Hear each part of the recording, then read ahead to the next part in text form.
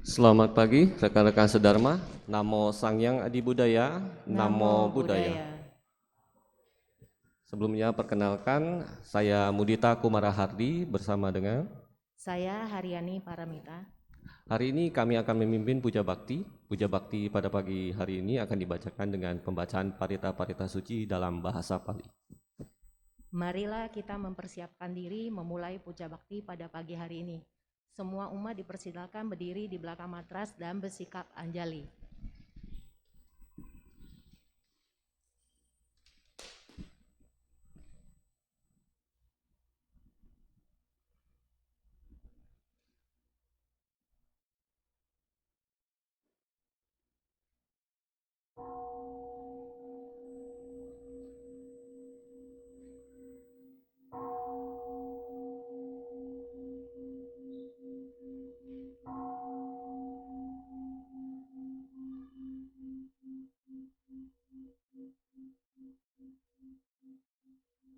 Gata Pendupaan.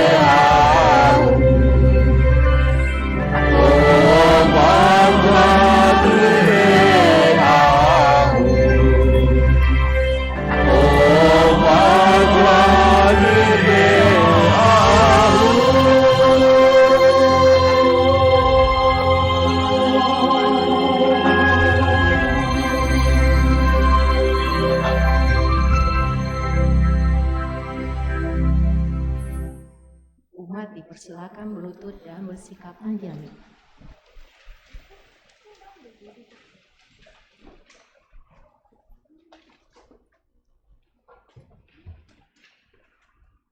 Nama Karagata.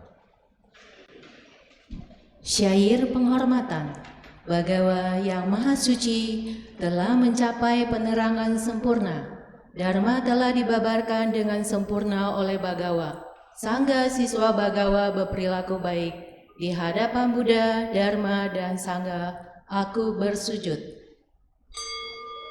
Arahang Samma Sambuddho Bhagava Buddhang Bhagavantang Abhiwademi.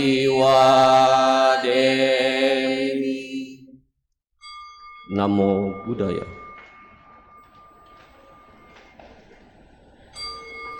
Swakato Bhagavata Dhammo Dhammang Namasami. Namo Dhammaya. Supatipanno Bhagavato Sawaka Sangho Sanghang Namami. Namo Sanghaya. Umat dipersilakan duduk bersila dan bersikap anjali.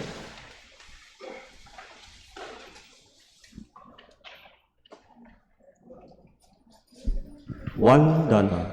Syair penghormatan. Terpujilah Sang Yang Adi Buddha, Yang Maha Esa, Bhagawa yang Maha Suci, yang telah mencapai penerangan sempurna, dan semua bodhisattva Maha Sattva. Namo Sang Yang Adi Buddhaya. Namo Sang Yang Adi Buddhaya. Namo Sang Yang Adi Buddhaya. Namo Tassa Bhagavato Arahato Samma Sambuddhassa. Namo Tassa Bhagavato Arahato Samma Sambuddhassa. Namo Tassa Bhagavato Arahato Samma Sambuddhassa. Namo Sarve Bodhisattvaya Mahasattvaya. Namo Sarve Bodhisattvaya Mahasattvaya. Namo Sarve Bodhisattvaya Mahasattvaya. Isarana. 3. Perlindungan. Marilah kita menyatakan diri berlindung kepada Buddha, Dharma, dan Sangha. Untuk kedua kalinya dan untuk ketiga kalinya berlindung kepada Buddha, Dharma, dan Sangha. Buddhang saranang gacchami. Dhammang saranang gacchami. Sanghang saranang gacchami. Dutiyampi Buddhang saranang gacchami. Dutiyampi Dhammang saranang gacchami. Dutiyampi Sanghang saranang gacchami. Tatyampi Buddhang saranang Tatyampi dhammang saranang gacchami. Tatyampi sanghang saranang gacchami. Pancasila. 5 sila. Dengan melaksanakan sila, tidak membunuh, tidak mencuri, tidak berbuat asusila, tidak berucap yang tidak benar, tidak meminum minuman keras, akan membuahkan hasil, terlahir di alam bahagia, memperoleh kekayaan dan mencapai nirwana. Marilah kita menyatakan tekad, berusaha melatih diri, melaksanakan 5 sila. Anatipata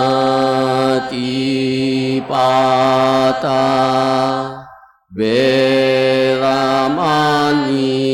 Sikapadang Sammadhyami.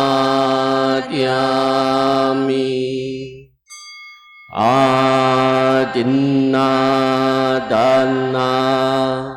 Veramani Sikapadang Sammadhyami. Kamesu micacara Veramani Sikapadang Sammadhyami. Musawada Veramani Sikapadang Sammadhyami. Surameraya Majapatmadatana Veramani Sikapadang Sammadhyami. Buddha Nusati, Dhamma Nusati, Sangha Nusati. Perenungan terhadap Buddha, Dharma, dan Sangha. Marilah kita melakukan perenungan terhadap Buddha, Dharma, dan Sangha. Demikian sesungguhnya Bhagawa yang Maha Suci, yang telah mencapai penerangan sempurna, sempurna pengetahuan serta tingkah lakunya, sempurna menempuh jalan, pengenap segenap alam, pembimbing manusia yang tiada taranya, guru pada dewa dan manusia, Buddha yang bangun, junjungan yang dimuliakan. Dharma telah dibabarkan sempurna oleh Bhagawa, berada sangat dekat, tidak dibatasi oleh waktu, mengundang untuk dibuktikan, menuntun ke arah pembebasan, dapat diselami oleh orang-orang bijaksana dalam batin masing-masing. Sangga siswa Bhagawa berperilaku baik, Sangga siswa Bhagawa berperilaku lurus, Sangga siswa Bhagawa berperilaku benar, Sangga siswa Bhagawa berperilaku patut. Mereka 4 pasang makhluk, terdiri dari 8 jenis makhluk suci. Itulah Sangga siswa Bhagawa, patut dimuliakan dan menerima persembahan, patut disambut dengan ramah, patut menerima pemberian, patut dihormati, lapangan untuk menanam jasa yang tiada taranya di alam semesta. Iti piso Bhagawa Arahang Samma Sambuddho Wijacarana Sampano Sugato Lokavidu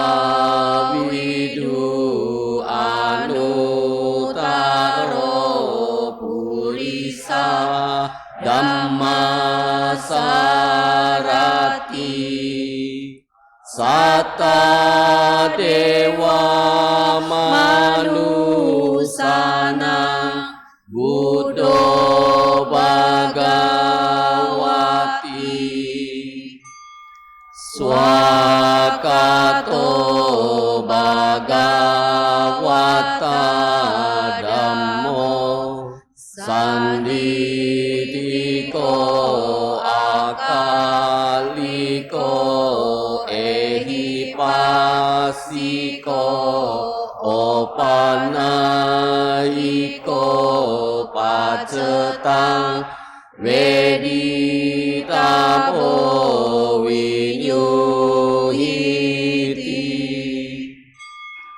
Supatipano Bhagavato Sawaka Sangho Ujupatipano Bhagavato Sawaka Sangho Nayapatipano Bhagavato Sawaka Sangho Samicipatipano Bhagavato Sawaka Sangho Yadidang Cattari Purisa Yugani Ata Purisa Pugala Esa Bhagavato Sawaka Sangho Ahuneyo Pahuneyo Dakineyo Anjali Karaneyo Anutara Punyaketang Lokasati.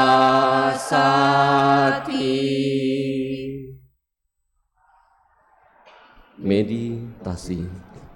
Saudara-saudari dalam Dharma, marilah kita sejenak melaksanakan meditasi yang hari ini akan dibimbing oleh pemimpin kebaktian. Sahabat sedharma, kini tiba saatnya kita berlatih meditasi duduk dipandu. Pilihlah postur duduk yang nyaman dan rileks. Jika Anda duduk di kursi, izinkan kaki Anda menyentuh ke lantai.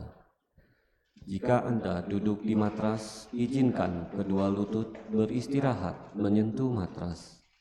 Punggung tegak namun rileks, dengan tidak bersandar pada apapun. Dada tidak membusung atau membungkuk. Kedua telapak tangan bisa saling bertindihan. Kedua ibu jari bisa saling bersentuhan membentuk sebuah lingkaran kecil. Dan letakkan di atas pangkuan kaki. Bahu rileks, kepala tegak.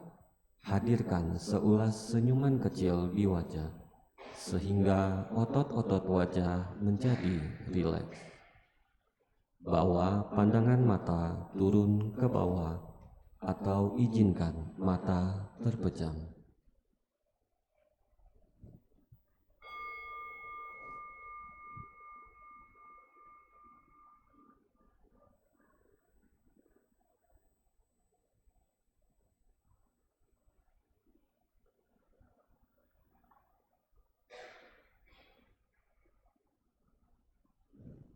Bernafas masuk, saya merasakan dan mengenali sensasi nafas masuk.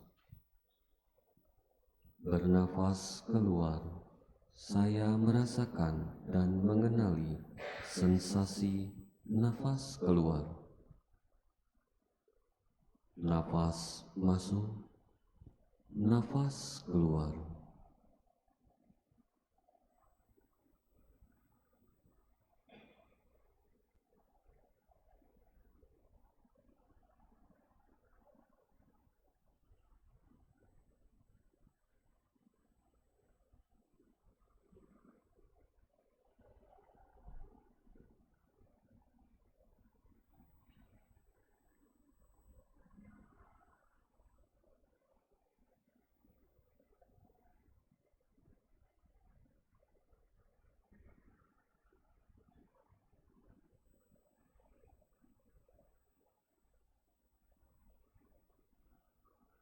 Bernafas masuk, saya mengikuti nafas masuk dari awal hingga akhir.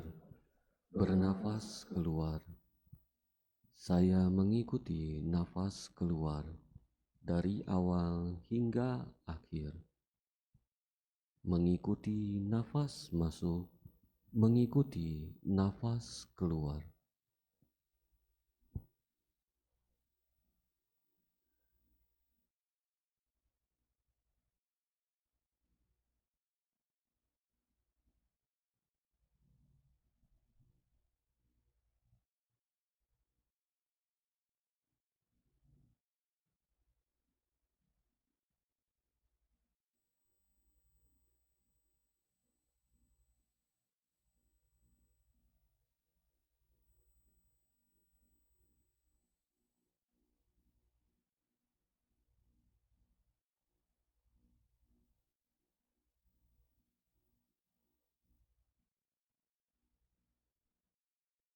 Menyadari seluruh tubuhku, saya bernafas masuk, merilekskan seluruh tubuhku, saya bernafas keluar, menyadari tubuh, merilekskan tubuh.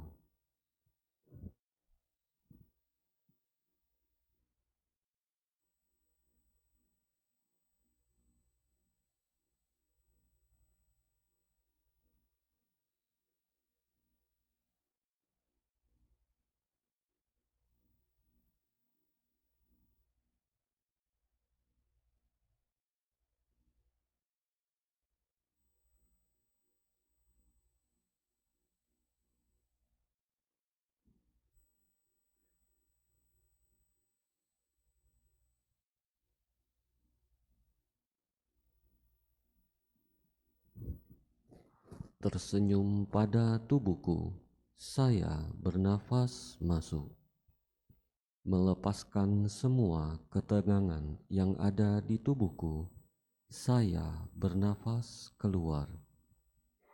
Tersenyum pada tubuh, melepaskan ketegangan.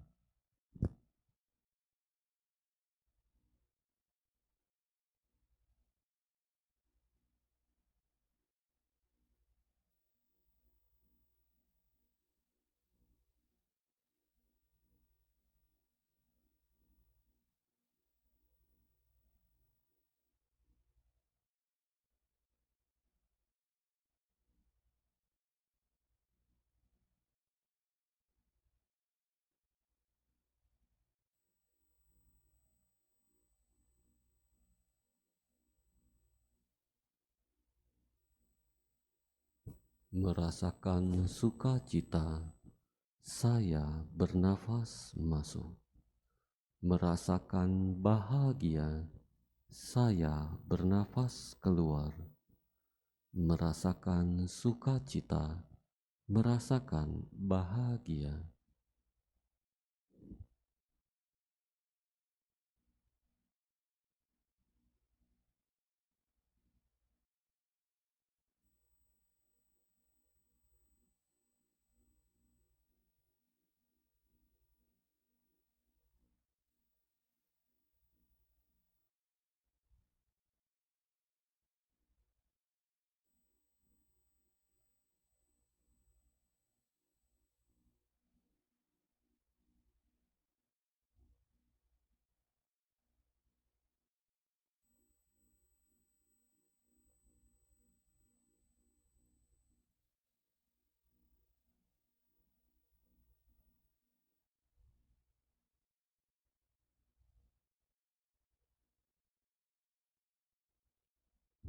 Hadir pada saat ini, saya bernafas masuk.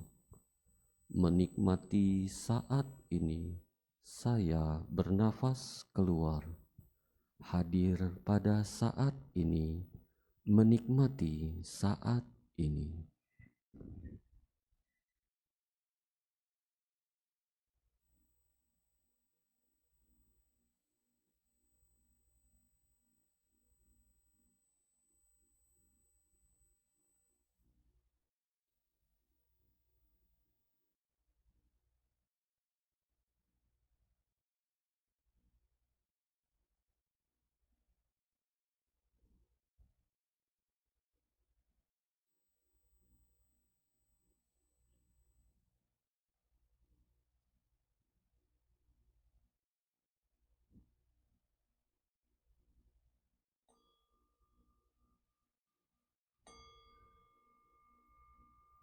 Demikianlah akhir dari sesi meditasi duduk kita.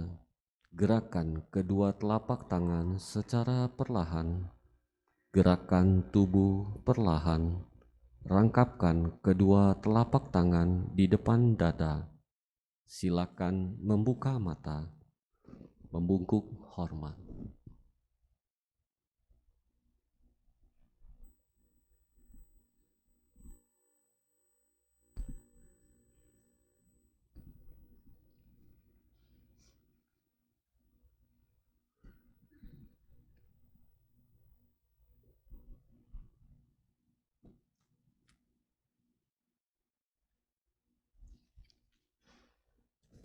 Saudara-saudari dalam Dharma, tiba saatnya kita mendengarkan pembabaran Dharma yang pada hari ini akan disampaikan oleh Romo Kolim.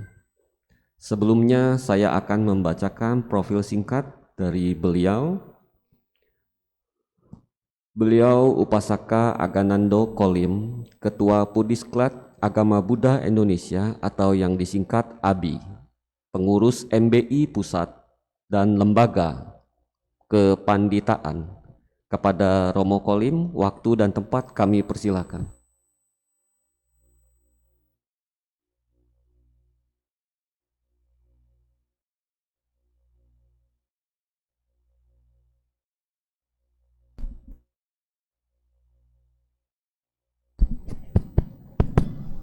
Ya. Selamat pagi Bapak Ibu rekan-rekan sedharma yang berbahagia. Namo Sang Hyang Adi Budaya, Namo Buddhaya. Iya, ketemu lagi ya pada pagi hari ini. Dari judulnya udah kelihatan. Ya, kalau yang antusias biasanya yang teriak-teriak nggak usah tahu lagi umurnya berapa. Biasanya kalau si capan ke atas bahas tentang ini seru. Ya, kalau anak-anak banyak yang bingung. Oke, Bapak Ibu teman-teman sebentar ya. Minum dulu.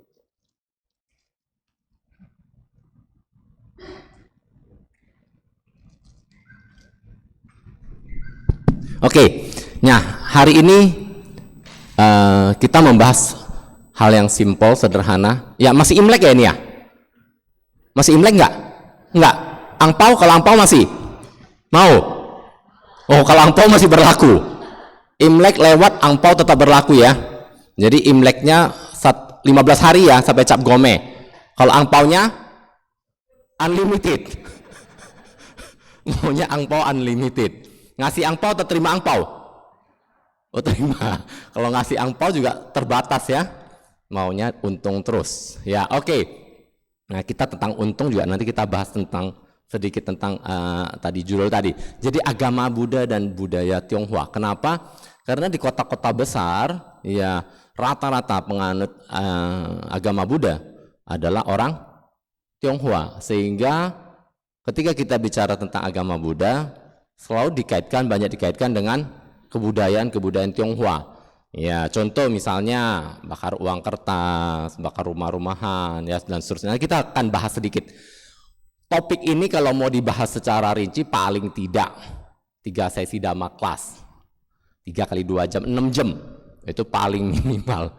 Ya, saya bawakan juga sesi ini, tapi betul-betul intens kita bahas satu persatu sampai Bapak Ibu teman-teman memahami secara tepat ya apa yang disebut sebagai budaya atau tradisi atau bedanya dengan tradisi atau Tionghoa dengan agama Buddha ya. Oke, kita bahas simpel. Jadi ketika agama Buddha berkembang di Tiongkok, jadi dulu gini, Raja Asoka, tahu ya Raja Asoka ya. Jadi agama Buddha berkembang di India, bukan di Tiongkok ya, di India. Ketika berkembang di India, maka agama Buddha mengalami pasang surut. Sampailah ke Raja Asoka. Raja Asoka tahun 200-an Masehi, 200-an tahun sebelum Masehi. Ya 250-an tahun sebelum Masehi. Ya, jadi ketika Raja Asoka ya, dia seorang raja yang sangat kejam. Awalnya dia menaklukkan begitu banyak daerah dengan begitu banyak membunuh orang, akhirnya dia tobat. Ketika dia mendengar ajaran Buddha, cocok banget ajaran Buddha. Dia bertobat dan dia bertekad untuk membantu atau menyebarkan agama Buddha. Dia mengirimkan semua misionaris ya, ke berbagai negara, ke utara dan selatan dan seterusnya. Ya, kalau kita lihat ke arah selatan dulu deh. Nah, kita bahas ke arah selatan. Ke arah selatan, agama Buddha pada saat itu akan berkembang ke Sri Lanka. Tahu ya, Sri Lanka ya. Sri Lanka kan pulau kecil di tenggaranya India. Ya, beliau mengirimkan putranya, ya, Biku Mahinda itu seorang biku juga ya. Raja Asoka putranya seorang biku mengirimkan putranya membawa Tripitaka ke Sri Lanka. Oke? Nah, dari Sri Lanka inilah nanti, kalau kita bicara tentang perkembangan agama Buddha, nanti dari Sri Lanka inilah setelah, itu kan abad kedua sebelum Masehi, nanti abad ke-10, jadi lebih kurang 1200 tahun kemudian, ya, 1200 tahun kemudian, Tripitaka, atau kita bilang ajaran Buddha yang dibawa ke Sri Lanka, itu nanti akan masuk ke Burma dan Thailand. Nah, ini kan sejarahnya panjang ya. Jadi sebenarnya Burma dan Thailand memeluk agama Buddha itu abad ke-11. Abad ke-11 tahun 1100-an. Itu dibawa dari Sri Lanka. Jadi ceritanya panjang. Oke, kita bahas lagi yang di utara. Di utara, nah ini kalau India utara, Raja Asoka mengirimkan misionarisnya sampai ke mana? Ke arah utara bagian barat, itu ke arah Afghanistan, Pakistan. Loh, itu kan negara-negara sekarang Muslim kan? Ada Taliban dan seterusnya. Nah, masih ingat nggak tahun 2009 ada satu patung Buddha yang begitu besar di 54 meter di Afghanistan yang dibom, di Banyan. Oleh siapa? Oleh Taliban. Nah, kok bisa sih patung sebesar itu diukir di bukit? Jadi ada satu bukit batu, terus ada patung Buddha 54 meter diukir gitu. Kok bisa? Ternyata agama Buddha pada masa Raja Asoka itu dibawa sampai Afghanistan, Pakistan, sampai ke Yunani, sampai ke Eropa. Umat Buddha pun nggak tahu. Ternyata agama Buddha itu sampai ke Eropa dibawanya. Nah, ke arah utara tapi ke arah timur, maka masuklah ke Tiongkok. Kemudian masuk ke Jepang, masuk ke Korea, Vietnam, dan seterusnya. Nah, kita mulai ceritanya. Kalau kita bahas perkembangan agama Buddha itu panjang banget kan? Nah, kita baru masuk ceritanya ke Tiongkok ya. Kita hari ini spesifik masuk ke Tiongkok sehingga kita tahu bagaimana kebudayaan Tionghoa berpengaruh besar ya dengan agama Buddha. Ketika masuk ke Tiongkok, ya singkat ceritanya, di Tiongkok sendiri sudah ada keyakinan atau kepercayaan masyarakat setempat yang kita kenal dua utamanya, yaitu yang kita kenal sekarang adalah Konghucu, yang kedua adalah Tao Chao. Ya, jadi ada Konghucu dan Tao. Ternyata ketika agama Buddha berkembang ke Tiongkok, di Tiongkok sudah ada Konghucu dan Tao yang sudah diyakini masyarakat setempat dari ribuan tahun yang lampau. Nah, kalau Konghucu, Bapak Ibu teman-teman, sebagai gambaran, Konghucu itu adalah nabi Konghucu, nabi itu nabi terakhir. Nabi terakhir ya. Jadi bukan nabi pertama. Nabi pertamanya itu ada di lebih kurang 2950 tahun sebelum Masehi. Itu nabi pertamanya agama Konghucu. Yang terakhir yang kita sebut Konghucu itu adalah nabi terakhirnya, ya. Nah, kalau kita mau tahu penanggalan Imlek, ya. Tahun ini Imlek tahun berapa? Ada yang tahu nggak? Nah, tahunnya gimana caranya? Tahun sekarang 2023 ditambah 551, udah gitu gampangnya. Kenapa tambah 551? Karena tahun lahirnya Nabi Konghucu adalah 551 sebelum Masehi. Jadi penanggalan Imlek atau tahun Imlek diambil dari hari lahirnya Nabi Konghucu. Berbeda dengan yang Tao 4700 sekian. Itu diambil dari tahun lahirnya kaisar pertama di Tiongkok, yaitu lain lagi. Tapi kita lihat nih bahwa ketika agama Buddha berkembang ke Tiongkok sendiri sudah punya keyakinan setempat, sehingga ketika agama Buddha berkembang, mau tidak mau ya agama Buddha harus beradaptasi. Nah, contoh simpel sederhana ya, ketika kita bicara tentang Kuan Im, di sini ada Kuan Im. Ada di mana? Ah ya, tengah Kuan Im. Kuan Im, cewek atau cowok? Yang bilang cewek, angkat tangan. Yang bilang cowok angkat tangan.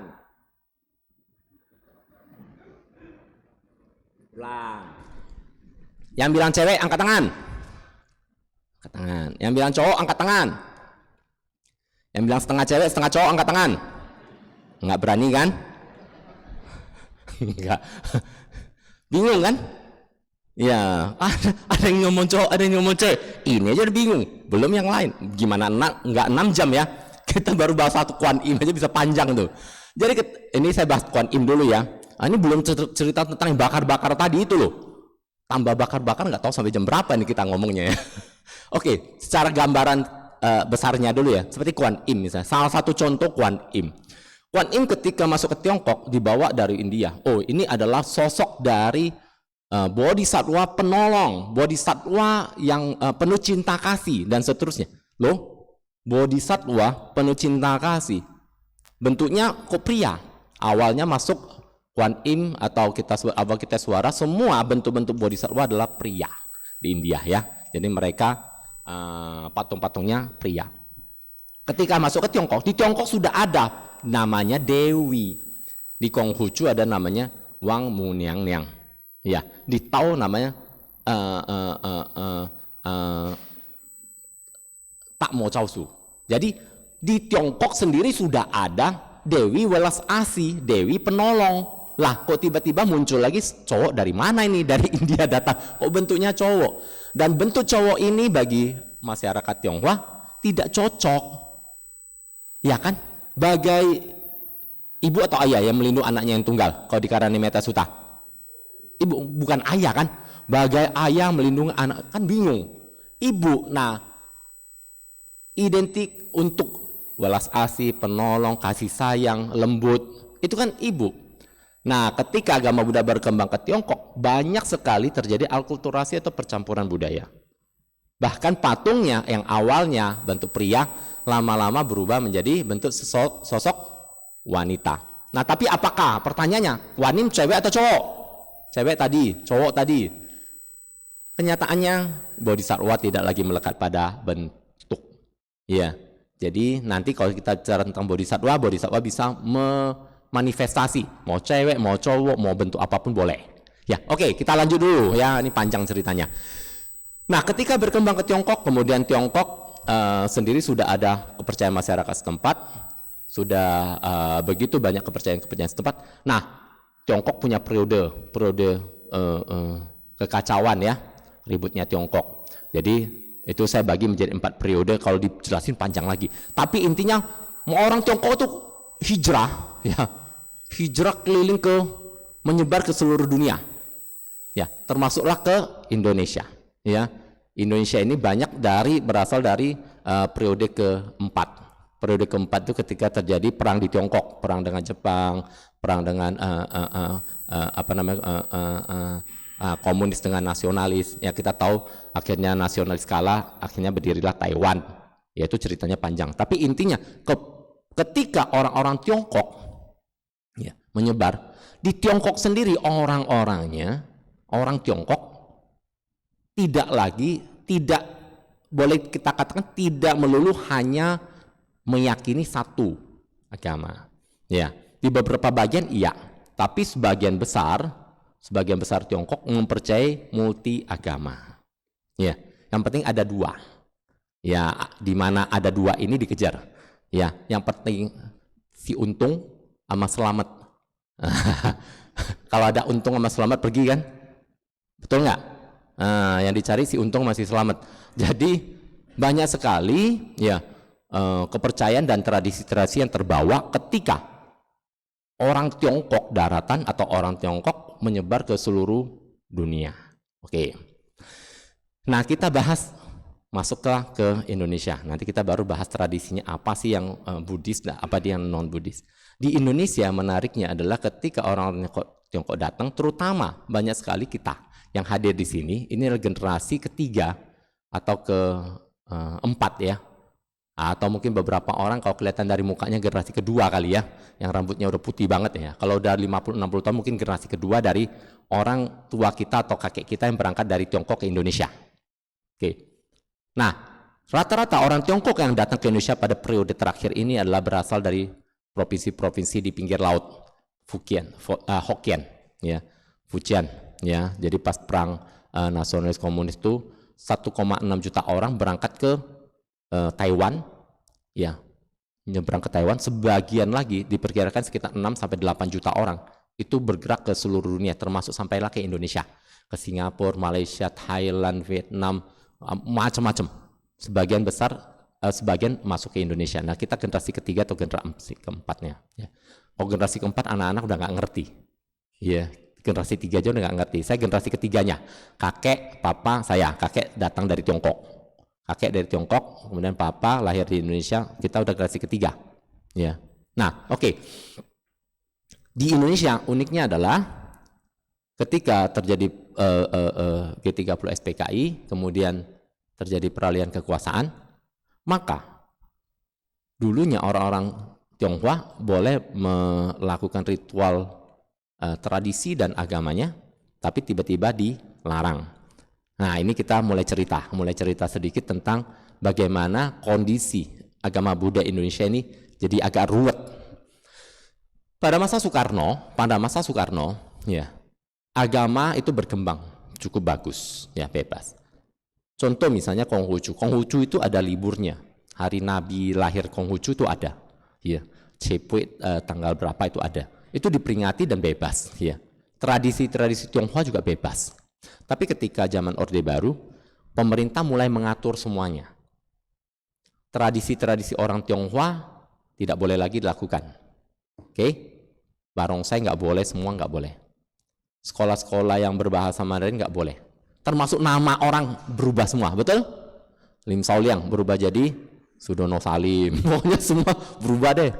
Ya, ada beberapa yang nggak berubah, ngotot, ya. Kian Gi kan nggak berubah, Lim Sui Ki nggak berubah, tapi sebagian besar berubah.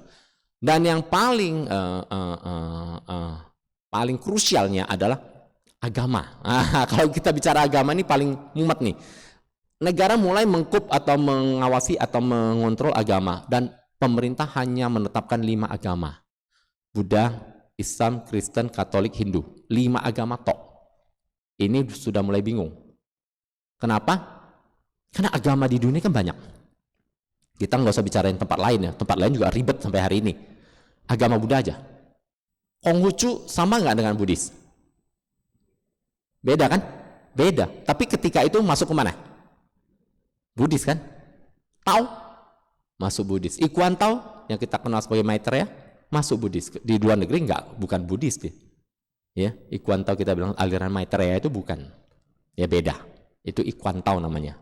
Banyak sekali yang non Buddhis akhirnya nyemplung masuk ke Buddhis.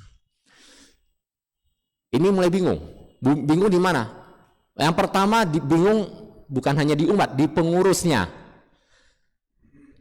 Tao Konghucu itu tempat kebaktiannya kita kenal sebagai kelenteng. Betul? Tiba-tiba kelenteng tidak diakui. Harus berubah jadi vihara. Nah, kabar baiknya Bapak Ibu teman-teman, seketika vihara yang waktu itu jumlahnya sedikit, tiba-tiba jumlah vihara ada puluhan ribu. Sampai masuk gang-gang ada vihara semua. Ya kan? Semua kelenteng rubah nama jadi vihara kan? Vihara, tanda bakti, ya, pokoknya semua nama, sampai gang-gang semua vihara. Mumet. Ya, begitu masuk ke dalam, dundang, potong lidah. Lah, ini vihara, potong lidah, keluar hu tahu. Nah, nanti kita sebentar lagi kita bicara itu ya. Nah, itu menarik juga. Ya, tiba-tiba semua berubah. Jadilah vihara. Vihara yang benar sama vihara yang Konghucu tahu udah nggak jelas, kabur. Itu baru dimulai ngumetnya. Kemudian kelenteng yang berubah jadi vihara harus menempatkan patung atau altar Buddha di vihara tersebut, di kelenteng tersebut. Nah, ini makin mumet. Ya, kelenteng-kelenteng biasa kan ada tecunya kan, tuan rumah. Berani nggak geser tuan rumahnya?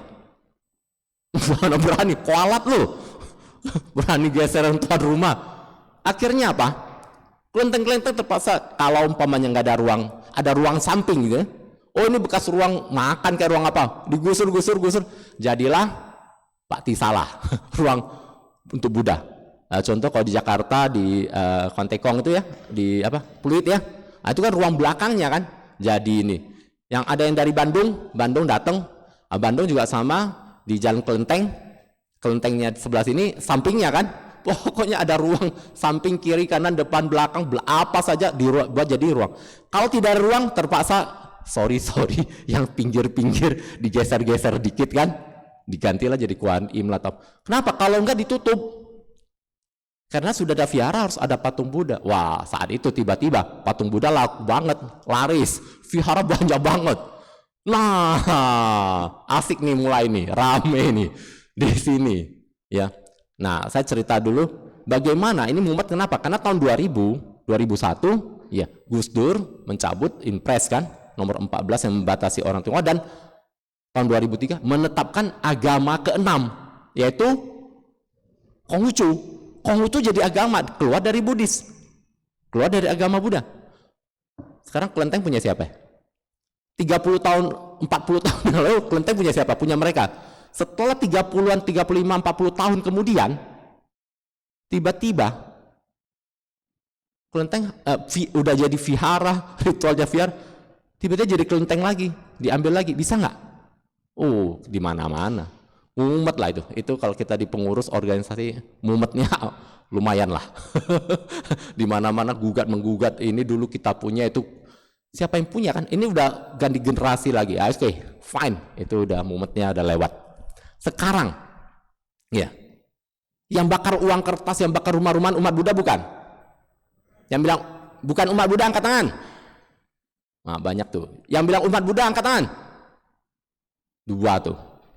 Coba lihat KTP-nya. KTP-nya umat Buddha bukan? Terus siapa yang bilang bukan umat Buddha yang bakar uang kertas? Ayo. Karena di KTP dicantumin umat Buddha. Betul? Siapa yang sampai hari ini masih Kyucham? Angkat tangan. Gak ada kan? Gak ada yang ngaku.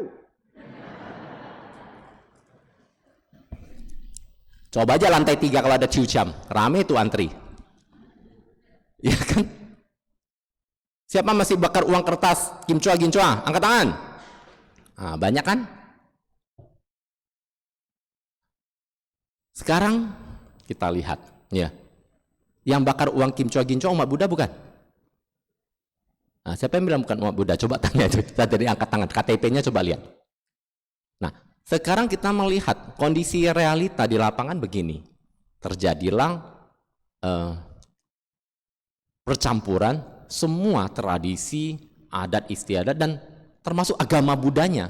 Agamanya udah campur jadi satu dan sangat sulit lagi dipisahkan.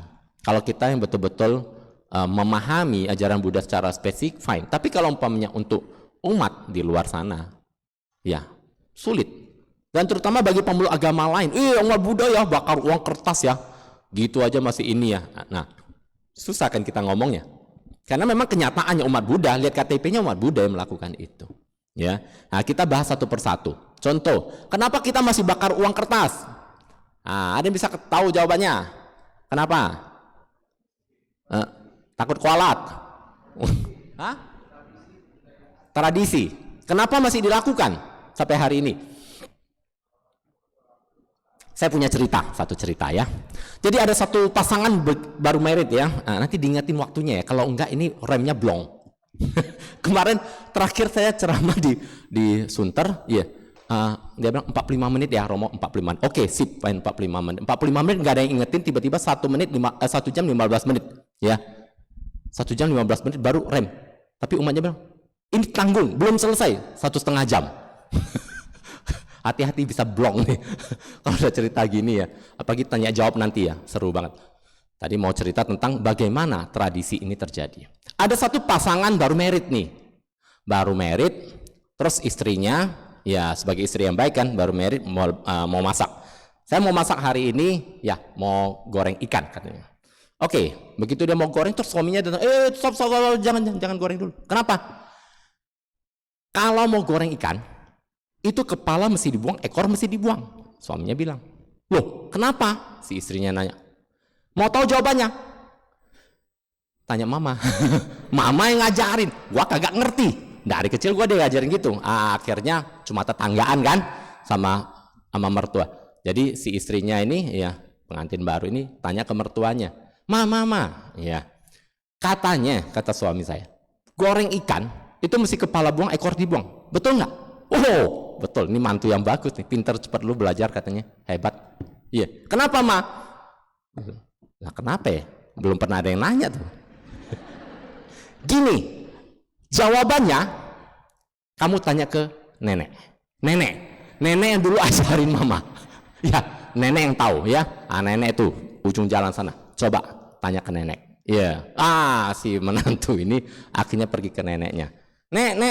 Ya neneknya. Oh iya, nih cucu mantu datang. Iya, nek katanya kalau goreng ikan, ini saya lagi mau goreng ikan, kepala dibuang, ekor dibuang, betul nggak nek?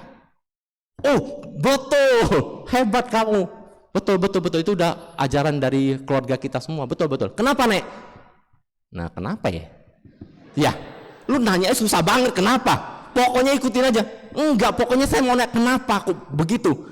Ya, gini deh. Ya, lu tanya Aco dulu yang ngajarin nenek.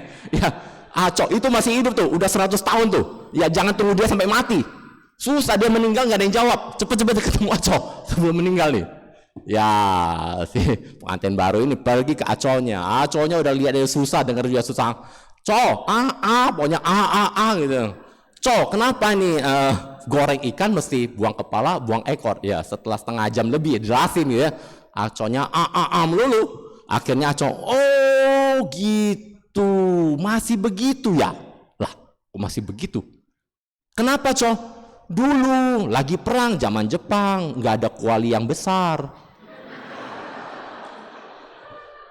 Kalau nggak dibuang kepala, buang ekor, nggak muat. Lah, gara-gara goreng ikannya bisa 3 generasi, 4 generasi salah melulu. Tapi Bapak Ibu teman-teman, kenapa bakar kimchua ginchua? Tanya mama tanya nenek tanya Aco tanya ke kuburan siapa lagi? Begitu banyak tradisi yang kita jalankan dan kita tidak tahu lagi, ya. Tapi yang pasti ini semua katanya. Nah kita sampai sekarang mesti tanya siapa sinya ini? Kan katanya kan? Sinya ini sampai sekarang belum ketemu. Kalau di Betawi sinya ketemu maknya gitu ya. Si maknya tahu. Kalau nyanya kita katanya, nyanya ini siapa? Sampai sekarang belum pernah ketemu sinyanya. Terlalu banyak tradisi yang kita jalankan, hanya kita seperti tadi, potong kepala, potong ekor. Kenapa? Katanya. Oke, satu persatu ya. Ini banyak yang mesti di-clearkan gitu ya. Satu persatu kita cerita dulu. Ini yang paling umum dulu ya, dan mulai dari paling umum ya. Nah ini belum lagi cerita tentang hari-harinya lengkap. Makanya 6 jam kurang ya. Oke. Nah kita lihat tentang tradisi bakar uang kertas dulu. Satu dulu. Kalau enggak banyak banget. Kapan dimulainya tradisi bakar uang kertas kimchua ginchua ini ya? Literatur yang menyatakan kapan dimulainya ini sangat blur ya, nggak ada satupun literatur pasti. Kenapa? Karena ini semua kan katanya kan, satu generasi ke generasi berikutnya. Saya coba menelusuri ya, dari yang saya baca yang cukup oke itu saja sudah ada 4 versi. Itu 4 versi, belum lagi versi-versi yang lain. Tapi saya suka hubungkan satu versi ya, dari salah satu versi ya. Jangan tanya saya benar atau enggak ya, kita tanya sinya ya. Panjang banget ceritanya. Ini dimulai ada satu versi katanya mulai dari dinasti Ming. Nah kalau saya baca ini dari dinasti Tang ya, yang saya baca dari dinasti Tang. Dinasti Tang itu di Tiongkok tahun 617 Masehi sampai 930-an Masehi. Di sana itu agama Buddha berkembang. Ya, agama Buddha berkembang pesat itu pada masa dinasti Tang, tapi sampai tahun 845 agama Buddha itu habis di Tiongkok karena diperkirakan sekitar 4.500 vihara itu dibakar semua itu nanti kita cerita lagi, itu panjang lah ya. Oke, pada masa dinasti Tang kita mulai. Ini salah satu ya Bapak Ibu teman-teman versi yang bercerita tentang Kim Chua Gin Chua. Pada masa dinasti Tang terjadi kekeringan. Pada satu masa terjadi kekeringan. Ya, itu rata-rata di Tiongkok itu petani seperti Indonesia juga ya. Petani nanam padi, mereka makannya beras seperti kita. Nah, terjadi kekeringan di Tiongkok. Hasil panen sebelum berbuah itu padinya kekering semua. Ya, jadi ilalang doang, nggak bisa berhasilkan butir beras ya. Nah, itu akan terjadi wabah kelaparan. Biasa wabah kelaparan paling ditakuti, kenapa? Karena Tiongkok begitu besar dan bisa terjadi pemberontakan. Oke. Negara nggak mungkin bisa subsidi begitu banyak kekeringan yang terjadi karena meluas banget. Ya. Jadi apa yang terjadi? Di Tiongkok, di negara-negara yang memiliki sistem kerajaan, ya, kaisar atau ratu, ya, itu adalah seorang yang sangat-sangat raja, itu sangat dihormati. Dan terutama di Tiongkok, kaisar adalah utusan atau wakil dari langit. Jadi kalau kaisar ngomong A ya sudah A, nggak usah dibantah lagi. Dia B ya B, semua orang ikut. Ya. Sampai sekarang Bapak Ibu teman-teman kalau lihat di Thailand, monarki Thailand, raja itu nggak boleh dihina kan? Dihina ditangkap, nggak mau tahu. Itu karena begitu sakralnya sosok seorang raja. Nah di kaisar, ini melihat begitu banyak problem, kaisarnya pusing nih, gimana caranya? Akhirnya Perdana Menterinya bilang, coba ya keluarkan satu ide. Dia bisik ke kaisar, coba kaisar, ya begini-begini. Oke, kaisar setuju. Besoknya kaisar buat pengumuman resmi. Kaisar mendapat wahyu dari langit.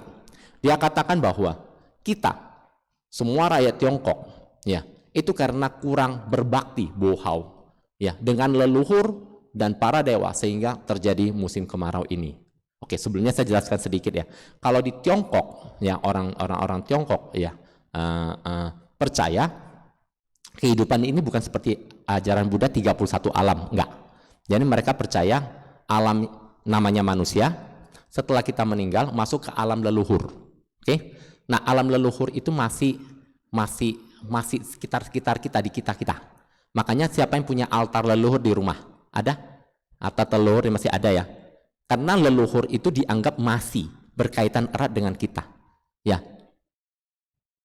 Orang-orang yang dulu ya, kalau misalnya anaknya sakit atau memohon sesuatu biasanya duduk di bersujud di altar leluhur memohon. Kenapa? Karena dianggap leluhur itu masih punya ikatan emosional dengan kita yang masih hidup. Ya, nanti pas Cik Pua ya, pas ulamana saya jelasin lebih detail ya. Alam leluhur ada dua yin yang, ya, yang sudah masuk murni ke alam leluhur dan yang yin yang sudah murni dan yin yang tidak murni.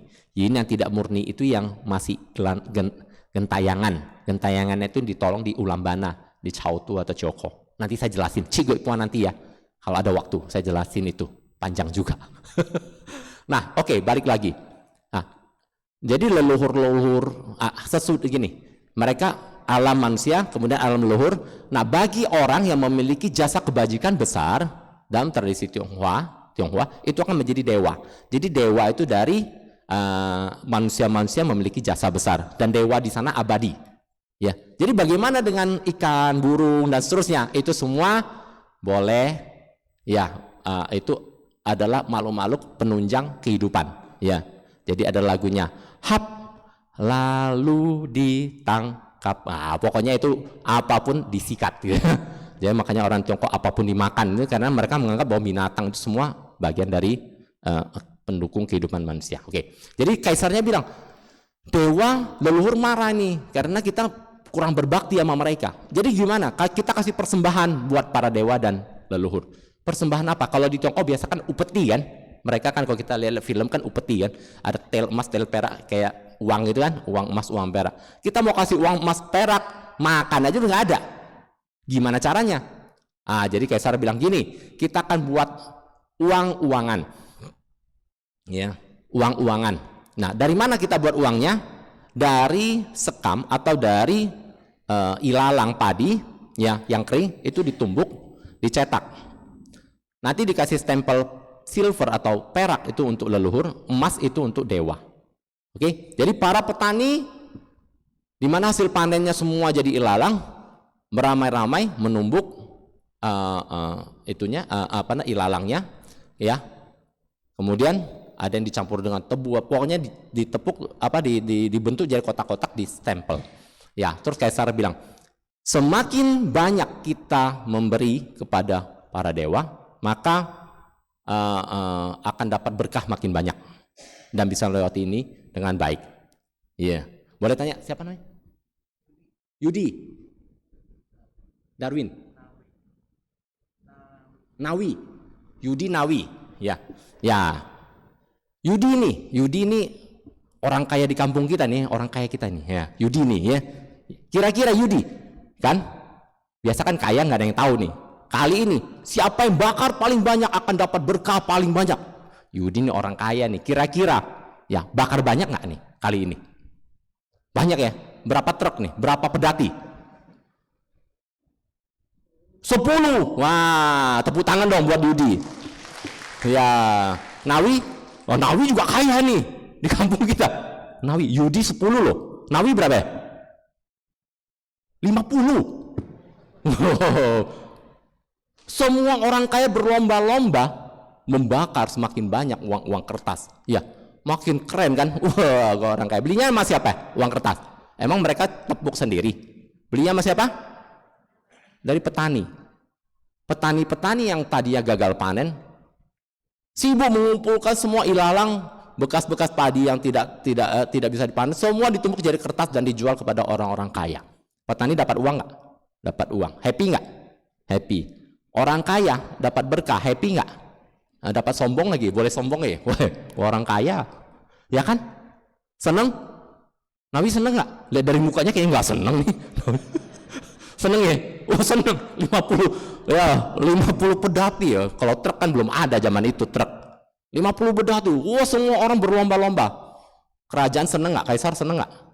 Wah, nggak usah keluarin uang, semuanya udah terdistribusi. Orang kaya yang punya uang, bakar makin banyak, beli makin banyak. Akhirnya apa? Semuanya happy. Bapak Ibu teman-teman yang masih bakar uang kertas, yang umurnya, yang tahu nggak? Kalau dulu itu warnanya warna coklat, kadang-kadang masih ada bulir padinya. Betul ya? Yang pernah mengalami itu, angkat tangan. Nggak usah ditanya umurnya berapa, nggak usah lihat KTP, udah ketahuan umurnya berapa itu. Ya, sakit ya. Nah, dulu itu masih dari ilalang padi.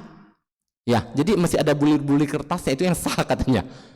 Kalau sekarang udah nggak susah. Kalau sekarang mau KW berapa? Yang paling halus juga ada. Yang mahal, yang semua sekarang udah tergantung market. Kalau dulu masih yang tebel-tebel kan, itu dari ilalang padi. Nah, akhirnya karena tradisi ini menguntungkan buat petani. Kalau di Indonesia kan biasa, kalau Bapak Ibu teman-teman yang tinggal di kampung tahu, setelah panen ilalang ini dibakar kan, hitam kan. Kalau enggak dibuat jadi dibakar di tengah lapangan. Kalau di Tiongkok, ya pada masa itu setiap kali panen bahkan ilalangnya bisa menjadi uang. Dibuat jadi kertas-kertas dan dijual sebagai kertas-kertas yang dibakar untuk leluhur dan para dewa. Ya. Nah, kenapa saya ambil cerita ini salah satu referensi, karena saya melihat kertas-kertas pada tahun 80-an 90-an itu masih ada cerita ini, ya masih nyambung. Nah, akhirnya apa? Kertas ini menjadi sebuah kebiasaan, sebuah tradisi turun temurun dari satu generasi ke generasi berikutnya, ya kan? Nah, leluhur kita udah punya uang, masa nggak punya rumah? Lain cerita. Bakarlah rumah, ya kan? Nah, kemudian nggak punya apa lagi? Nggak punya handphone. Makanya itu kalau bosnya iPhone tahu ya, di Tiongkok ya, iPhone belum keluar, baru mau pre-launching di Tiongkok, di kita udah dibakar-bakar, orang Tiongkok udah bakarin handphone paling baru dibakar loh, ya kan? Ya, daminya, kertasnya ya. Handphone baru dibakar sampai ke sana, ya kan? Ya, tiba-tiba tengah malam mimpi, ya, bakar handphone, masa nggak ada pulsa? Ya, leluhur minta pulsa, bukan mak minta pulsa aja, leluhur minta pulsa. Dibakarin nggak pulsanya? Bakarin? Nggak bakarin, ntar malam datang lagi mimpi, udah diminta pulsa malah nggak dikasih, dikejar terus. Dibakarin pulsa, ya habis pulsa, tengah malam tiba-tiba masuk WhatsApp dari leluhur, angkat nggak? Malam nggak bisa tidur nih jadinya. Ya Udah bakarin pulsa, bakarin ini, tengah malam bangun. Lihat, ada WhatsApp dari leluhur. Ini handphonenya kayaknya nggak benar nih, rusak nih, gimana bagusnya? Gimana? Udah gampang, ke ITC, minta kartu nama semua toko, dibakar. Kong, lain kali kalau rusak langsung ke orang ini ya, ke tokonya. Jangan cari gua nggak ngerti gitu. Ya. Nah, bakar ini berlanjut, rumah dibakarin rumah. Masa cuman rumah? Terus uangnya habis gimana? Udah bakarin kos-kosan. Ada yang bakar kos-kosan loh. Yang kong cari makan sendiri dah, daripada ribetin di sini terus. Ntar anak-anak kos di sana ambil uangnya ya. Lagi pandemi, kosnya sepi gimana? Yang sudah kong gua bakarin bank. Ya, kan ada yang bakarin bank kan? Bank sama mesin ATM-nya sekalian bakarin semua. Iya. Terus kong bilang, gua udah bakarin bank, bakarin ATM. Nggak ada uangnya, rekeningnya kosong. Panjang ceritanya. Ya, nanti panjang ceritanya. Tapi ini semua tradisi di mana demand and supply. Ya kan? Pembuat happy-happy aja. Butuh apa? Butuh sepatu, tak buatin sepatu. Butuh jam tangan. Kemarin masker juga dikasih ya. Siapa yang bakar masker? Ya, emang di sana ada pandemi. Belum nanya dulu langsung dibakarin. Dibakarin semua. Pokoknya apapun dibakarin gitu ke sana biar happy gitu ya. Nah, banyak juga tradisi-tradisi di mana kita kalau orang Konghucu kan bakar di ketika sembayangnya ada persembahan binatang, ya toh? Samcing. Tahu ya? Apa itu samcing? Nah, siapa yang tahu? Samcing.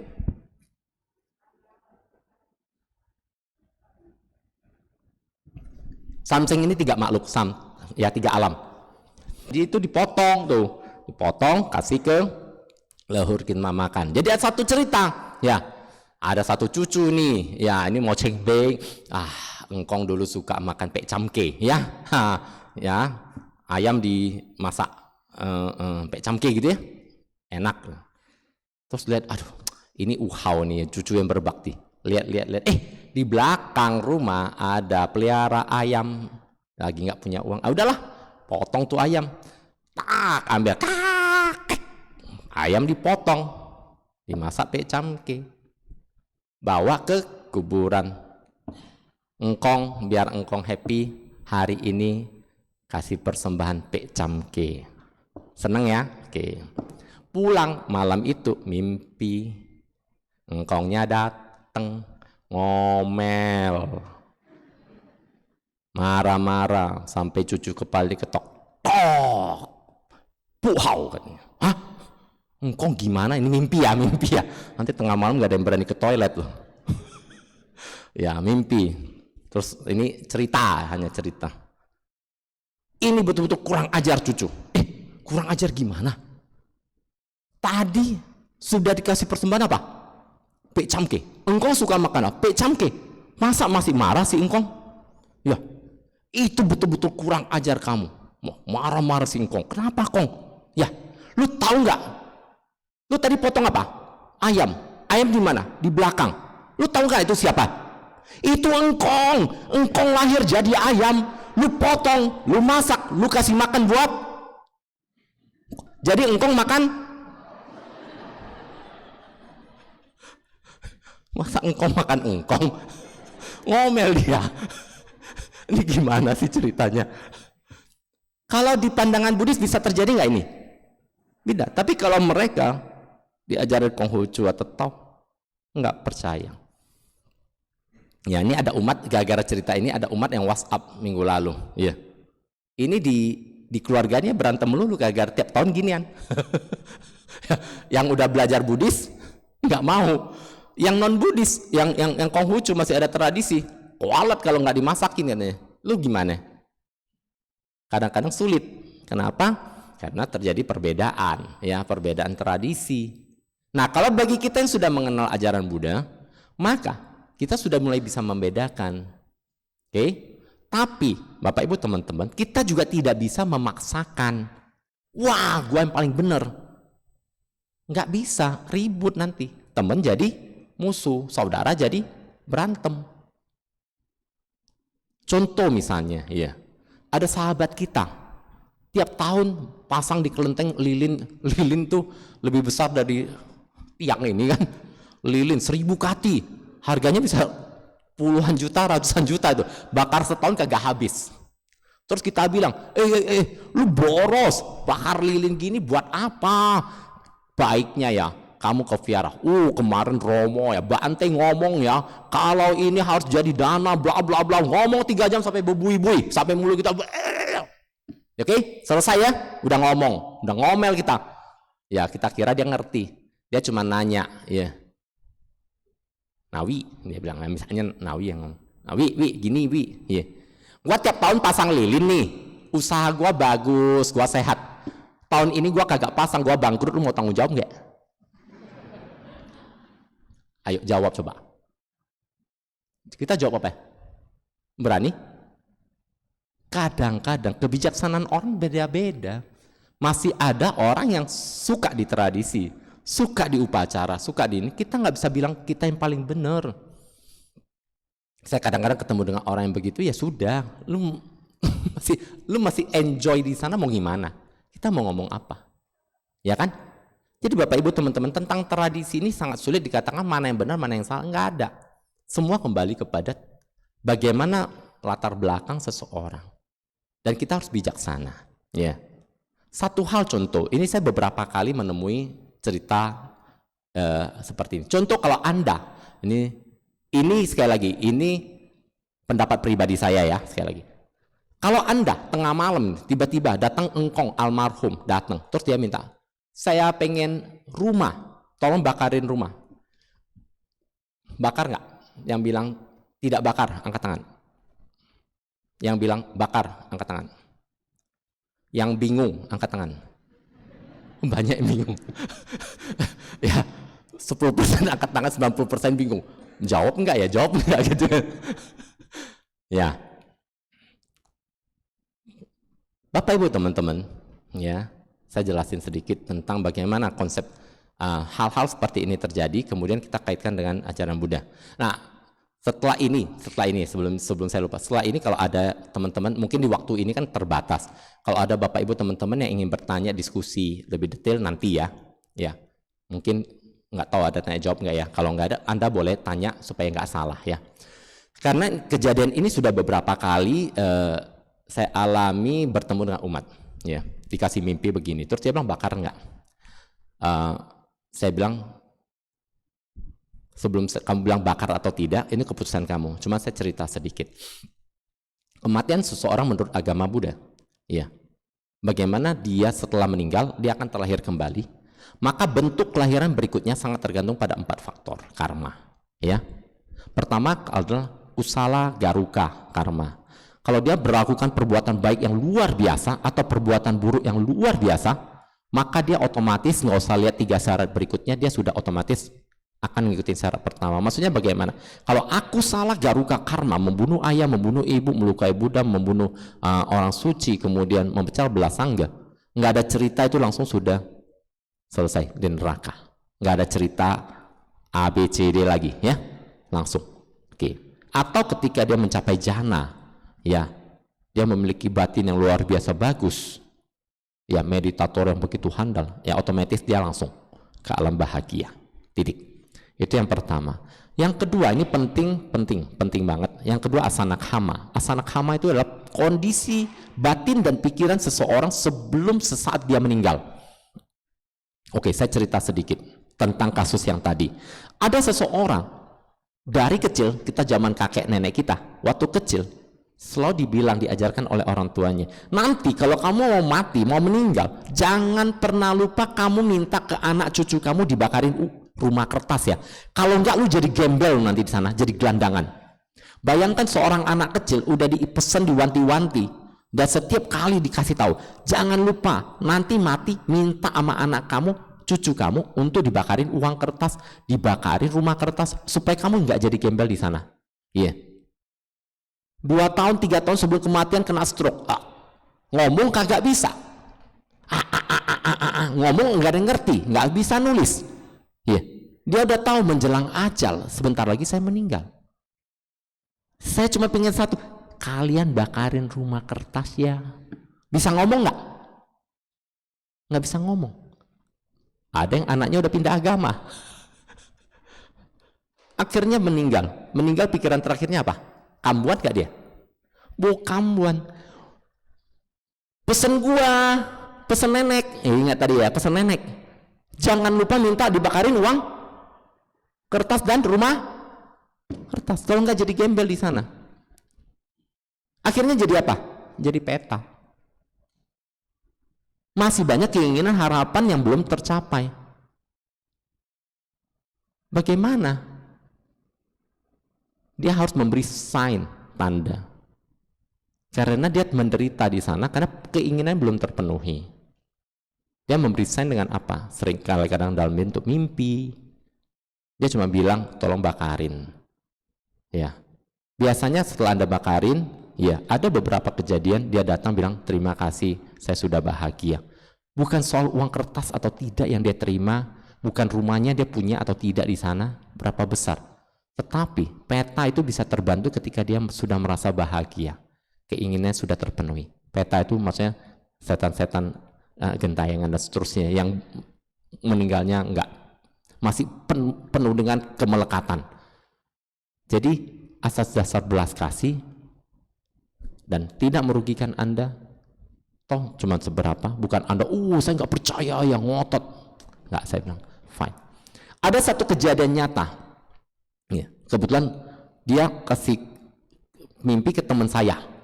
Teman saya itu bukan sanak saudara dari orang yang dimimpikan. Ya. Teman saya ini dapat mimpi untuk dibakarin rumah kertas dari kakeknya, ayahnya temannya. Jadi datang mimpinya ke temannya malah. Terus dia bilang, saya sudah kasih tahu anak-anak saya karena mungkin anaknya sudah nggak percaya ini, anaknya cuekin. Benar, teman saya tanya ke anaknya, kamu datang dikasih mimpi nggak? Betul. Berapa kali? 3 kali. Tapi kita nggak percaya gituan. Dia sudah nggak ada, bla bla bla bla. Terus teman saya tanya, gimana Romo baiknya? Saya bilang, kamu bakarin atas nama anak-anaknya, keluarganya. Sudah fine, kamu bakarin aja, fine. Bapak Ibu teman-teman, believe it or not, kadang-kadang dia bisa mencari orang kerabat, sahabat dia untuk datang membantu. Kenapa? Karena keluarganya kadang-kadang sudah nggak percaya ini. Ya. Dalam ajaran Buddha, peta bisa terjadi. Siapa yang bisa menjadi peta? Kita semua bisa menjadi peta kalau kita masih memiliki kemelekatan.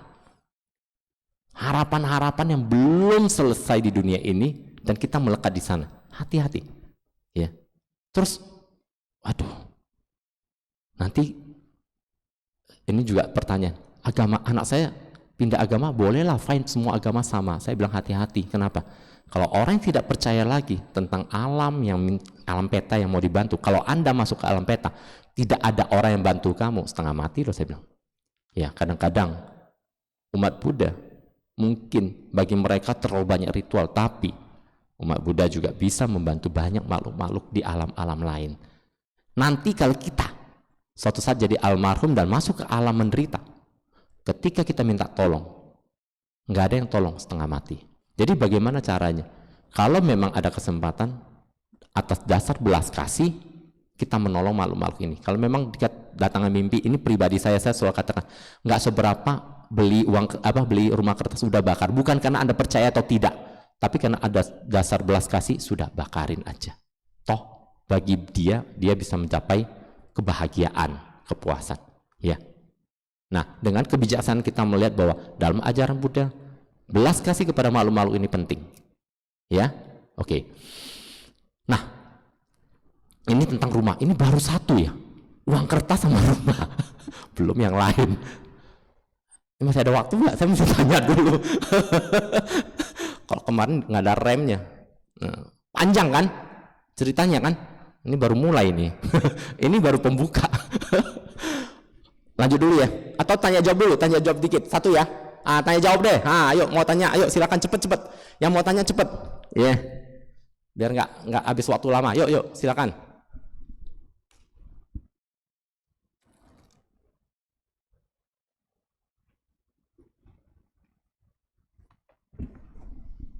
Ada? Nggak ada? Nggak ada ya? Ada. Oh, nggak ada. Oke. Nah, oke. Lanjut lagi satu topik lagi dikit ya. Nah, ini udah hampir setengah 12. Sampai jam setengah 12 ya. Oke. Lanjut lagi ya. Jadi kalau misalnya kita lihat tradisi orang Tionghoa itu banyak banget ya. Salah satu misalnya kita lihat di Tiuciam. Pernah lihat yang Xiangpui?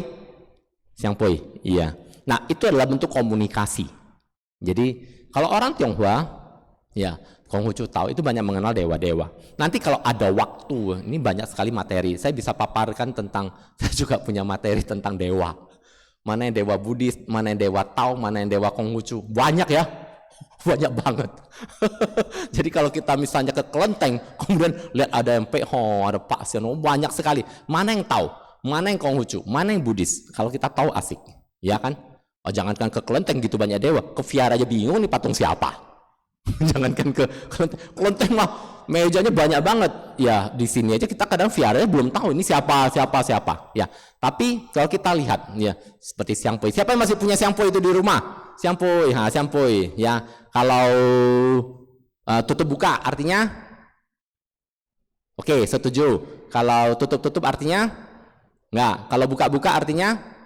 Bukan. Kalau zaman dulu ketawa, kalau sekarang namanya loading. Ya, wifi-nya kurang. Persis kan kayak loading kan, mikir dulu, wifi-nya kurang kuat. Ya, nanti ya kalau wifi-nya udah klik kena baru kasih jawaban ya, biasa ulang kembali. Ya, oke, kita bahas tentang itu biasa dikaitkan dengan Tiuciam. Tiuciam tahu?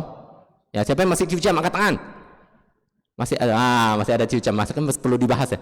Ini baru sedikit yang dibahas ya.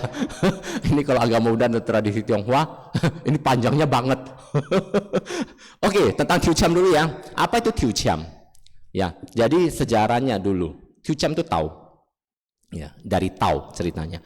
Jadi Tiuciam nanti itu berhubungan dengan Tiuciam dengan berhubungan juga dengan Hu, tahu kan? Ya, bikin itu. Hu tahu ya, Hu itu kertas jimat itu ya, itu semua. Nah, itu semua sekarang ada kelas online belajar bikin Hu. Di internet, tenang aja. Sekarang bisa, semua bisa. Zamannya canggih. Serius. Kursus private bikin Hu. Kalau maunya aduh mau tunggu cek cap go kelenteng bukanya kapan ya, udah belajar bikin Hu sendiri. Itu ada ya, lucu-lucu ya sekarang, asik-asik gitu, zamannya canggih sekarang ya. Minta Hu juga pakai internet bisa ke alam dewa, tolong ya kirim kopi resep. Oh ya, percaya nggak percaya, zaman dulu orang sakit kalau punya kritis atau nggak ada dokter dulu minumnya Hu loh, ya kan, dibakar masukin kertas tambahin air, betul ya. Jangan dokter sekarang tuh bingung loh gimana bisa sembuh, makanya jangan remehin tuh. Nggak bisa diremehkan. Oke, sejarahnya di Tao ya, itu Taosu ya, Taosu atau orang-orang yang memiliki kemampuan batin yang tinggi. Biasa mereka juga sekaligus adalah tabib atau mengobati orang. Jadi mereka bisa meramal ya, itu nanti kalau sejarahnya saya panjang sekali, tapi biasanya mereka bisa meramal. Mereka juga bisa menghubungkan dunia kita dengan dunia dewa ya. Mereka bisa jadi cenayang ya, Lo Tang ya, Lo Tung ya, itu mereka bisa menjadi perantara gitu ya. Kenapa perlu perantara ya, kenapa para dewa ini mau bantu? Karena para dewa juga masih membutuhkan parami atau karma-karma baik, karena usia para dewa ini kan terbatas. Jadi mereka harus berbuat karma baik kan. Nah, mereka mau berbuat karma baiknya di mana? Di alam binatang. Wek. Bebek nggak ketahu kan? Ya, gong. Anjing juga nggak bisa belajar dharma, nggak mengerti. Ke alam peta penuh penderitaan susah. Ke neraka juga susah. Asura penuh kemarahan. Ketemu nih muka-muka kayak gini nih, pas nih. Ya cocok nih. Ya. Kenapa? Maunya banyak. Mau si untung sama selamat kan? Ya. Tiba-tiba nih, ya. Kalau langsung dewanya langsung ya, tengah malam Pak ke rumah, berdiri 10 meter gede. Pak, minta apa? Bisa nanya nggak? Ya, jadi perlu perantara, ya perlu perantara kan, perlu perantara orang. Nah mereka masuk. Nah perantara ini biasanya mereka tuliskan resep. Kalau dokter namanya resep, kalau itu namanya ya hu. Nah mereka bisa tanya-tanya. Tapi zaman dulu tausu ini atau mereka yang menjadi perantara atau kita bilang tangki itu ya zaman dulu, yang mereka seringkali pergi keluar ke rumah atau keliling atau kemana gitu ya, dan di tempatnya kosong. Tapi masalah kan selalu datang, kan nggak bisa nunggu sampai dia ada. Jadi umat biasanya datang ke kelenteng tersebut, ke tempat dia lagi nggak ada, maka umat bisa sendiri bertanya ya, dengan cara mediumnya adalah dengan kayu. Kayu ada yang 60, ada yang 90, macam-macam ya, jenisnya banyak-macam. Ya ada yang 50, ini tergantung, itu jenisnya banyak banget ya. Kalau mau tahu lebih detail Anda baca dan ikut kursusnya ya, ada kursusnya. Nah, dengan cabut nomor, maka nomor itu keluar, nanti akan ada itunya pembacaannya ya. Itu untuk mewakili dia. Sekaligus nanti biasanya kalau zaman dulu nanti nomor sekian, nanti ada nomor sekian. Jadi itu wakil dari pembacaan. Nah biasanya nanti pakai siang pui benar atau enggak dan seterusnya. Yaitu sejarahnya begitu ya. Jadi Bapak Ibu teman-teman ya, kembali lagi mungkin waktunya sudah selesai ya, sudah 11:30 ya. Oke. Jadi kalau kita bicara tentang tradisi tidak ada habis-habisnya. Tapi bagi kita umat Buddha, jangan melulu bicara tentang logika. Ya, banyak hal, ada satu teman dia bilang kami nggak percaya gitu-gituan lagi, umat Buddha gini-gini. Saya bilang hati-hati. Ya. Tradisi ini muncul bukan tiba-tiba. Ini sudah ada ribuan tahun yang lampau dari generasi ke generasi. Ya, ada Hong Sui, ada Pak Tse. Kamu bilang kamu nggak percaya, tapi itu ada. Alam semesta ini bekerja dan orang sudah membaca begitu banyak tanda sign dari alam semesta.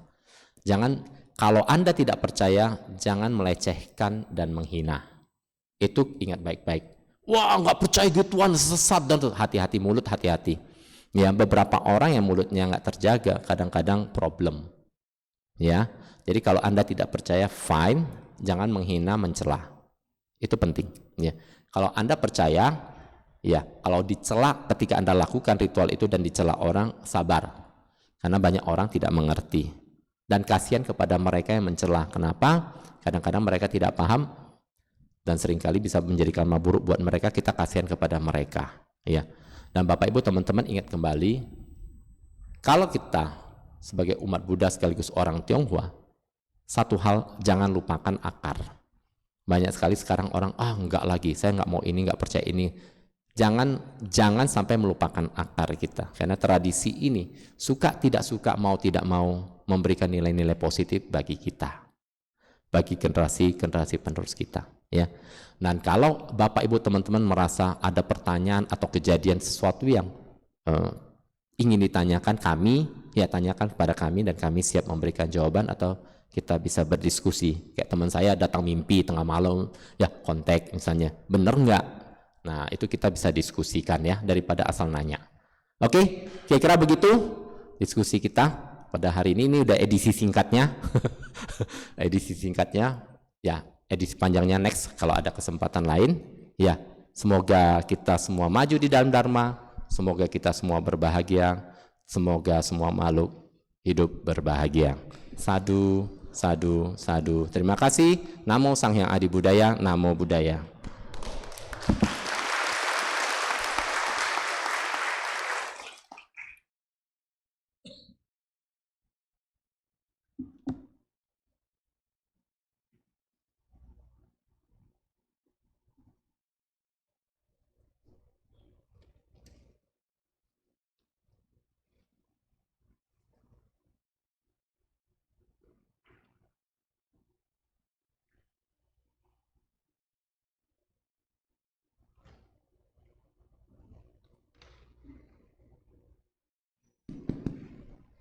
Terima kasih kepada Romo Kolim atas sharing Dharma yang telah diberikan. Semoga bermanfaat bagi kita semua. Kini marilah kita melakukan kebajikan dengan berdana untuk kepentingan Dharma seraya menyanyikan lagu Dana Paramita. Umat bisa menyalurkan dana melalui scan kode QRIS atau ke kantong dana yang disediakan.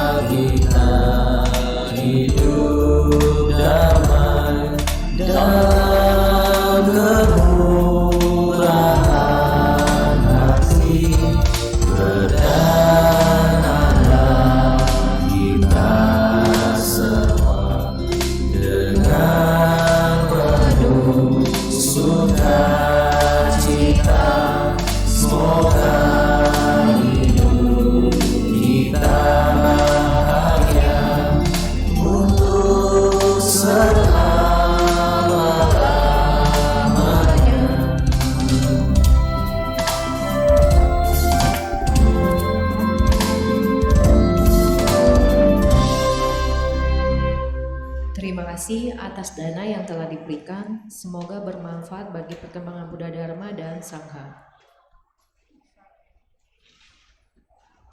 Selanjutnya kita akan mendengarkan pesanan lagu yang akan dibawakan oleh tim kesenian. Kepada tim kesenian kami persilakan.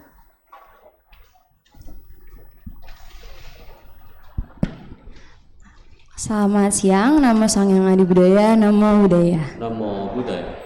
Saya dari tim kesenian akan membawakan sebuah lagu dengan judul Saat Cinta Memancar. Bagi Bapak Ibu yang mengetahui boleh nyanyi bersama.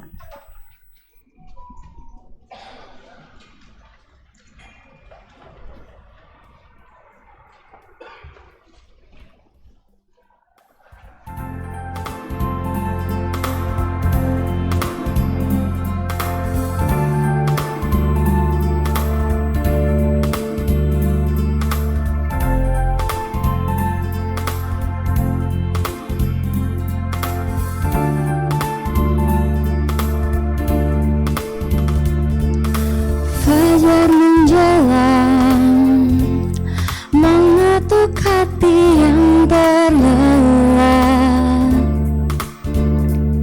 menyapa lembut mengerku batin yang gelap.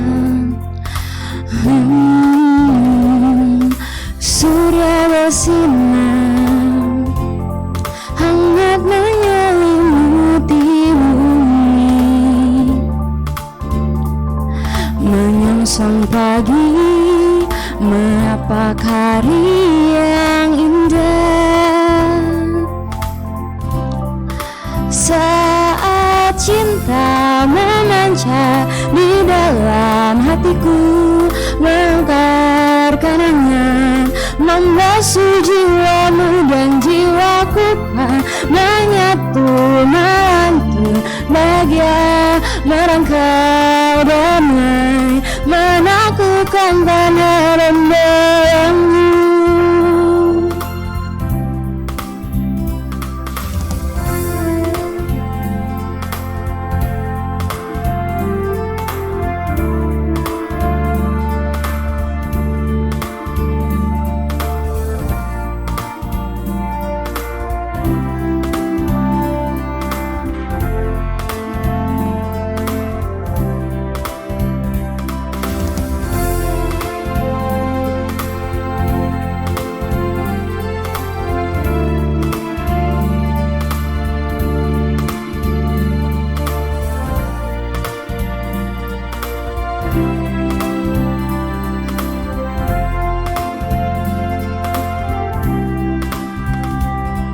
Surya bersinar hangat menyelimuti bumi,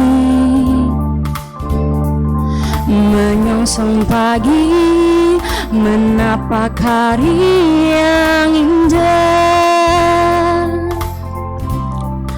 Saat cinta memancar di dalam hatimu, menebarkan hangat membasuh jiwamu dan jiwaku, menyatu merangkul bahagia menambah damai, menaklukkan tanah dan belenggu. Saat cinta memancar di dalam hatimu, menebarkannya membasuh jiwamu dan jiwaku, merangkai damai, melakukan tanah dan belenggu.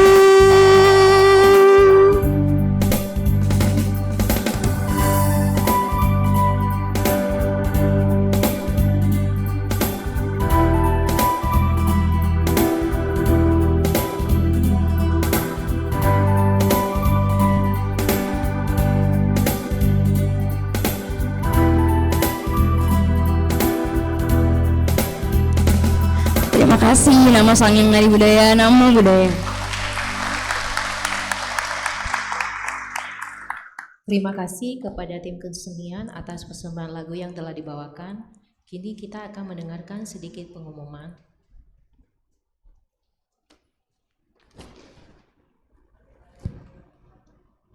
Kami mengajak sahabat terkasih untuk kembali berlatih bersama di One Day Chan atau Sehari Meditasi Chan bersama Bante Nyanayasa pada hari Sabtu 4 Maret 2023 pukul 9 pagi sampai jam 4 sore di lantai 5 Ruang Bodhgaya Wihara Ekayana Serpong.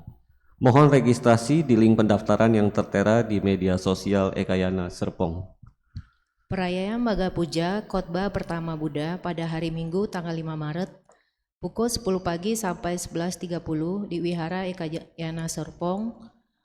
Wihara Ekayana Semodang Penerwi Karania mengundang Venerable Wajiramedi dari Thailand dengan tema Our Time is Limited. Luangpo Wajiramedi merupakan biksu terkenal di Thailand yang mempromosikan perdamaian dunia, bekerja sama dengan UNHCR atau Kantor Komisioner Tinggi Perserikatan Bangsa-Bangsa. Bante Wajiramedi adalah asisten kepala wihara kerajaan Wat Prasing Chiang Rai, pendiri Institut Wimutayalaya dan Pusat Meditasi Internasional Chemtawan.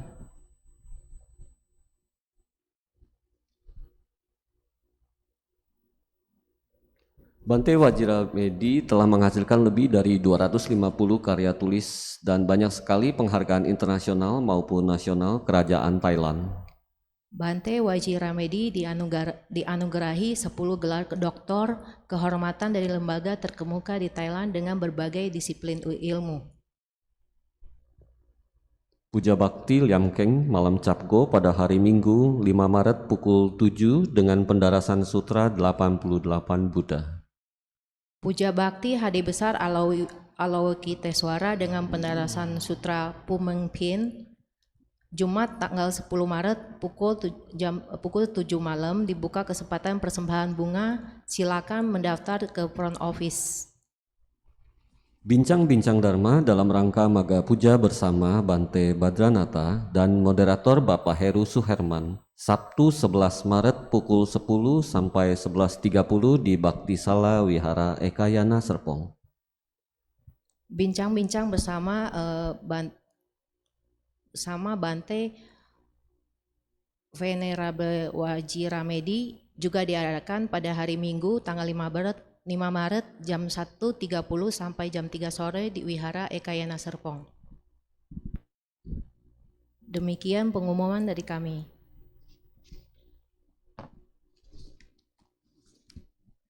Saudara-saudari dalam Dharma, hari ini kita akan melimpahkan jasa kebajikan yang telah kita peroleh pada hari ini kepada Ibu Eliawati dan Mendiang Malinda. Pembacaan pelimpahan jasa akan dibacakan setelah Cirang Rahantu Wihara Ekayana Serpong. Eta Wata. Sebanyak jasa, marilah kita menyalurkan jasa-jasa kebajikan yang telah kita peroleh pada hari ini kepada semua makhluk hidup, kepada semua makhluk yang membutuhkannya.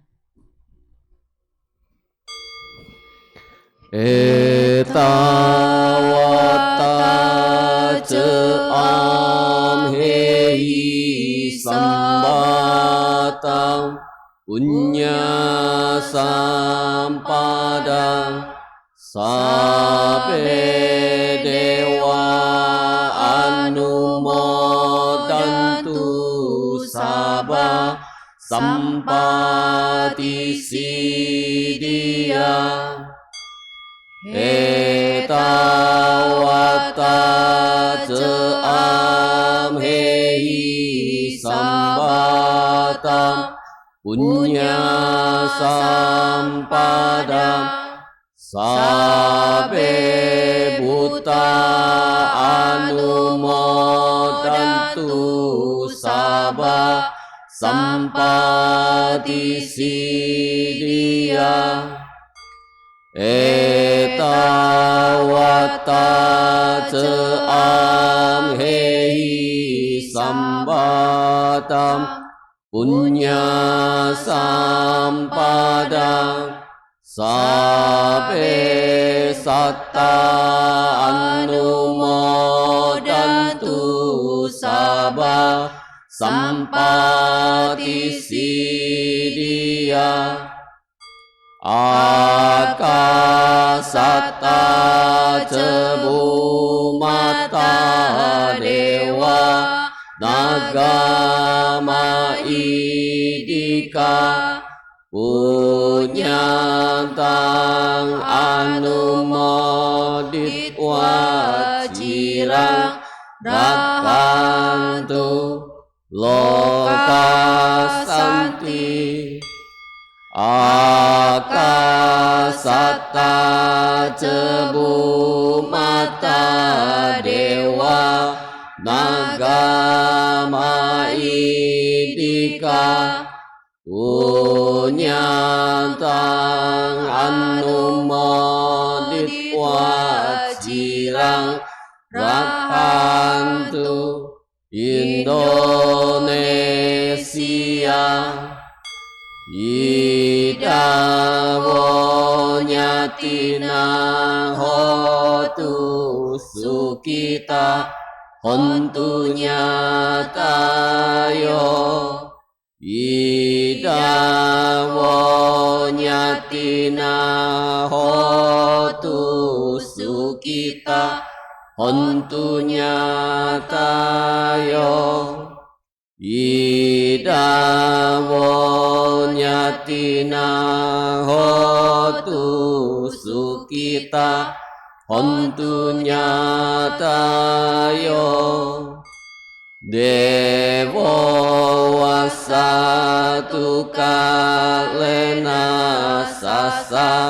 sampati hotu ca pito bawatu loko ceraja bawatu damiko akasata cebu mata dewa nagama idika punyantang anumodit wacirang rakantu wihara ekayana serpong akasata cebu mata dewa nagama idika punyantang anumodit wacirang rakantu ibu Eliawati akasata cebu mata dewa nagama idika punyantang anumodit wacirang rakantu mendiang malinda akasata cebu mata dewa nagama idika punyantang anumodit wacirang rakantu sasana akasata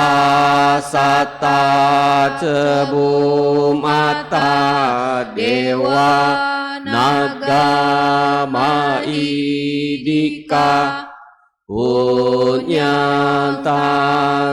anumodit wacirang rakantu desanang akasata cebu mata dewa nagama idika punyantang anumodit wacirang rakantu no guru akasata cebu mata dewa nagama idika punyantang anumodit wacirang rahantu mamparangti sadu sadu sadu. Umat dipersilakan berlutut dan bersikap anjali.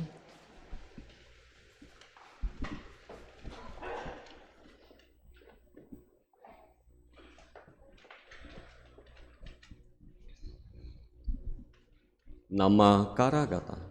Syair penghormatan. Bagawa yang maha suci telah mencapai penerangan sempurna. Dharma telah dibabarkan dengan sempurna oleh Bagawa. Sangha siswa Bagawa berperilaku baik. Di hadapan Buddha, Dharma, dan Sangha, aku bersujud. Arahang Samma Sambuddho Bhagawa Buddhang Bhagawantang Abhiwademi. Namo Buddhaya.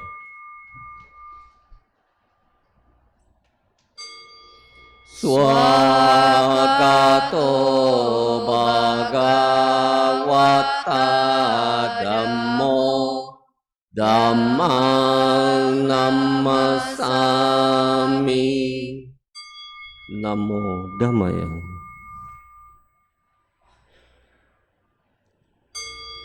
Supatipano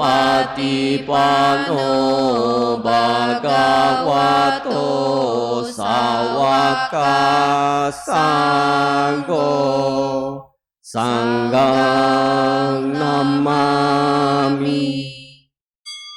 Namo Sanghaya.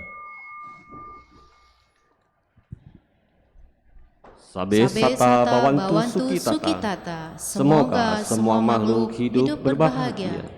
Sadu, sadu, sadu. Puja bakti selesai. Namo Sang Hyang Adi Budaya. Namo Buddhaya.